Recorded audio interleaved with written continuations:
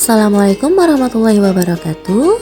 Kami dari kelompok 3 praktikum IPA akan melakukan uji respirasi pada makhluk hidup. Nah, respirasi pada makhluk hidup bertujuan yang pertama membuktikan bahwa respirasi memerlukan udara atau oksigen. Yang kedua, membuktikan bahwa respirasi menghasilkan karbon dioksida. Baiklah, kita akan melakukan uji yang pertama, yaitu respirasi memerlukan udara atau oksigen.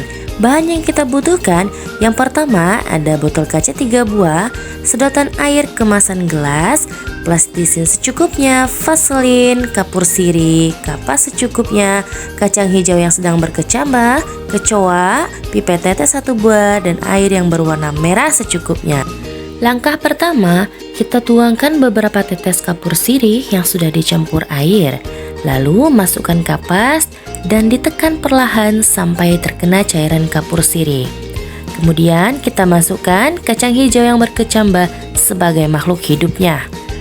Lalu tutup bagian permukaan botol kaca oleh plastisin dan beri pipet pada bagian tengah botol tersebut.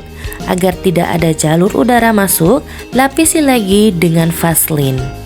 Selanjutnya, kita masukkan makhluk hidup kedua, yaitu kecoa, dan lakukan hal yang sama seperti pada botol yang sebelumnya yang tertutup oleh plastisin. Selanjutnya, masing-masing botol diberi label dan diletakkan secara horizontal. Langkah berikutnya, dalam waktu yang hampir bersamaan, gunakan pipet tetes dan tetesilah ujung sedotan air kemasan gelas pada setiap respirometer dengan air yang diberi pewarna merah. Lalu, amatilah tetesan air berwarna pada setiap respirometer dengan selang waktu 5 menit selama 5 kali pengamatan. Dari hasil pengamatan setiap 5 menit, air yang berwarna merah pada respirometer kecambah berjalan masuk sebanyak 1,5 cm. Pada botol kosong tidak bergerak sama sekali dan botol yang berisi kecoa sebanyak 0,3 mm.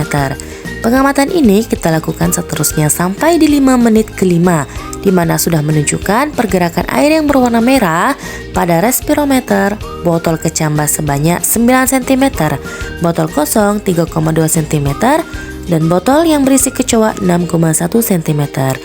Nah, dapat disimpulkan bahwa respirasi memerlukan udara.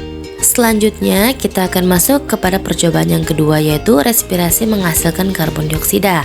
Langkah pertama, siapkan air hasil endapan kapur sirih. Kita ambil bagian air yang paling jernih. Setelah itu, masukkan air jernih tersebut ke dalam 3 botol masing-masing. Selanjutnya, kita akan pasang perangkat percobaan lainnya, yaitu sedotan dan plastisin. Nah, pada botol A, sedotan yang pertama tidak menyentuh air kapur, sedangkan sedotan yang kedua terendam dalam air kapur. Pada botol B, sedotan yang pertama terendam air kapur, sedangkan sedotan yang kedua tidak menyentuh air kapur. Dan pada botol C, posisi sedotan yang pertama dan yang kedua sama dengan posisi botol B. Proses selanjutnya yaitu hisaplah udara dari botol A melalui sedotan yang pertama. Gunakan untuk bernapas.